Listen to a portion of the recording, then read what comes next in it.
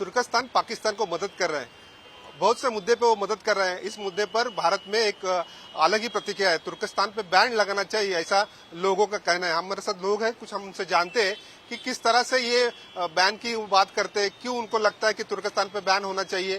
तिवारी जी बताइए कि तुर्कस्तान पे बैन होना चाहिए, ऐसा एक माहौल निर्माण हुआ है, आप क्या कहेंगे?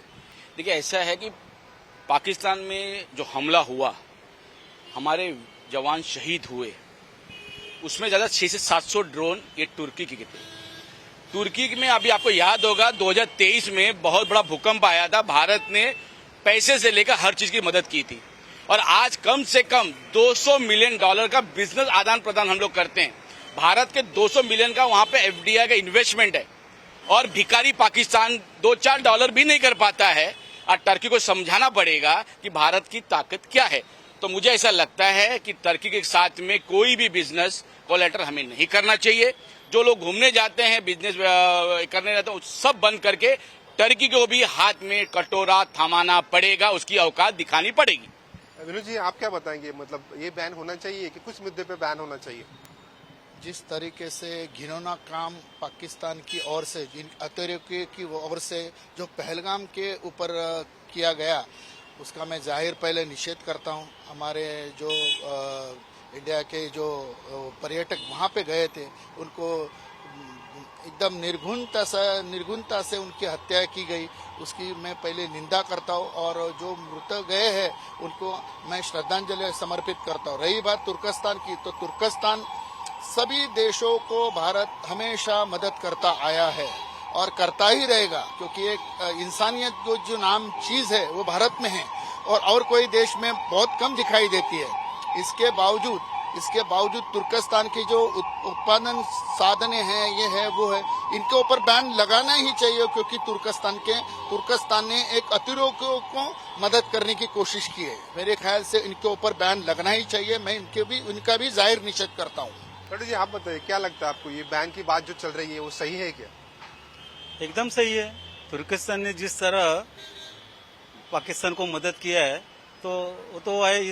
एक बात है कि उन्होंने वो मिलिटेंट को ही किया है, अतिरेकों को ही मदद किया है, ऐसा एक ये होता है।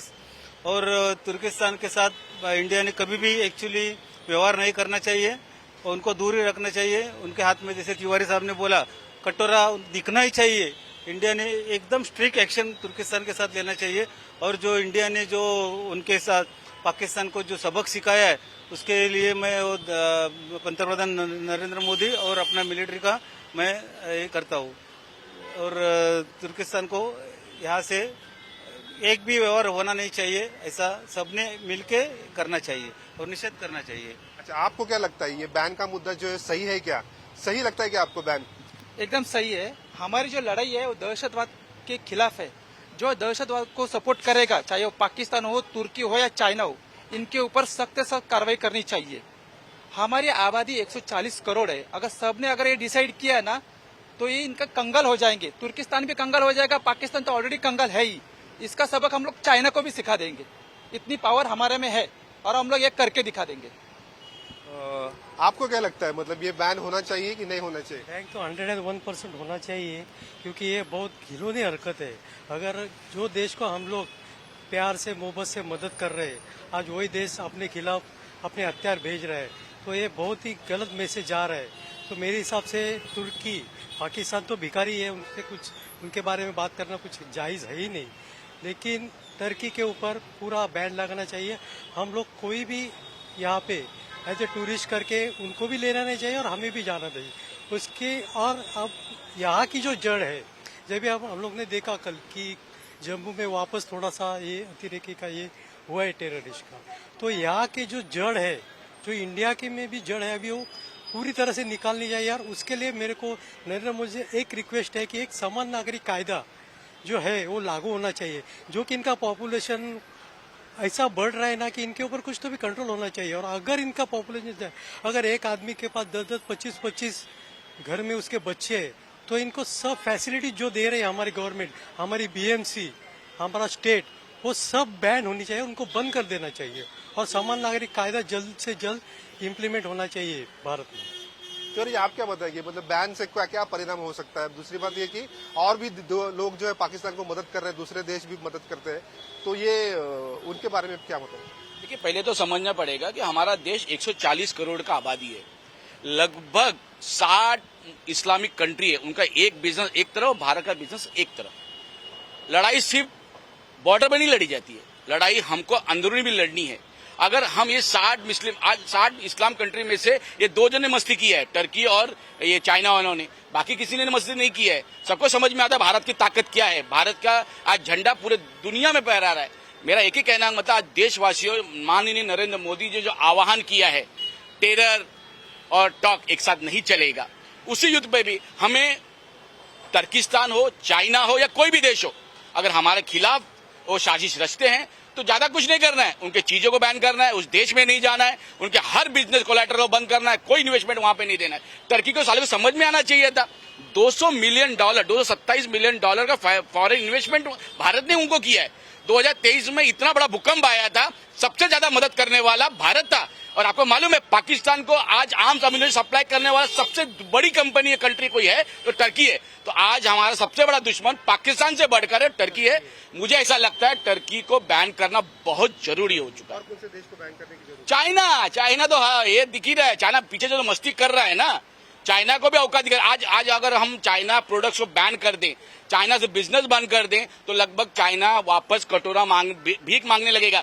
ठीक है, चाइना का क्या इन्वेस्टमेंट फंसा हुआ है पाकिस्तान में, इसलिए चाइना मस्ती कर रहा है, तो भी चाइना खुलकर नहीं आया है। लेकिन टर्की ने जिस तरह 500-600 ड्रोन भेजे हमारे इधर, मुझे लगता है सबसे बड़ा दुश्मन चाइना के बाद आज हमारा टर्की है।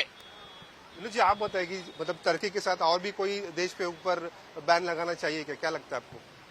चाइना के ऊपर, चाइना के जो प्रोडक्ट यहाँ पे आते हैं, आम जनता ने ये सोचना चाहिए कि हमारे खिलाफ इन्होंने कार्रवाई किए, जहाँ पे हमारे जो 28 लोगों की जाने गई, उसको नजर में लाना चाहिए कि मैं हमारे लोगों की जाने गई है, उनको सपोर्ट कर रही है चाइना। तो इसके प्रोडक्ट के ऊपर बैन होना चाहिए, इसके ऊपर प्रोडक्ट के ऊपर बंदी होनी चाहिए।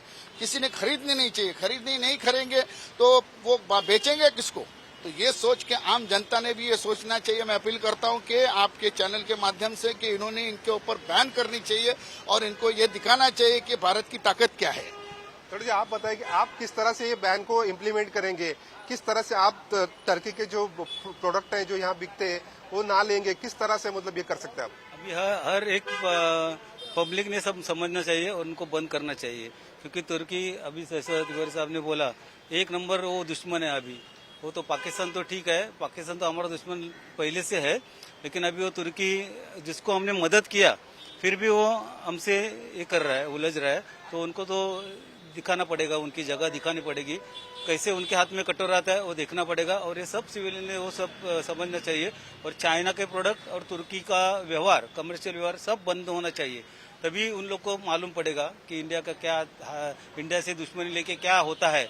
समझना, जब उनके हाथ में कटोरा आएगा, उनका हर एक चीज अगर सेल होना बंद हो जाएगा तब उनको मालूम पड़ेगा, समझना कि इंडिया क्या चीज है। वो भारत में टर्की के एप्पल बेचे जाते हैं, मतलब एप्पल आते हैं यहाँ के मार्केट में आते हैं, तो क्या आप वो एप्पल खरीदेंगे? एप्पल खरीदते वक्त क्या सोचेंगे आप? देखिए, एप्पल तो हम लोग ज्यादा खाते नहीं है, तो उसका लेना ही बहुत दूर की बात है। हमारा देश है ना शेतकरी प्रधान देश है, हमारे खेतों में इतना सारा अनाज उगता है ना, तो हम देखो कोरोना में 3 साल हमने ऐसे अच्छे से निकाले, हमें किसी भी चीज की तकलीफ नहीं हुई है। अगर हम लोग टर्की के ऊपर बैन करेंगे ना, तो हमारे भारत देश का कुछ भी होने वाला नहीं है। हम लोग अच्छी तरह से रहेंगे और चाइना और तुर्की के ऊपर पूरा का पूरा बैन कर देंगे, हमारे देश को कुछ फर्क नहीं पड़ने वाला है। उनका ही नुकसान है। एप्पल खरीदेंगे आप? मतलब बिल्कुल नहीं, बिल्कुल नहीं। हम लोग टर्की का भी कुछ नहीं खरीदेंगे और चाइना का भी कुछ नहीं खरीदेंगे, ये हमने अभी डिसाइड किया है।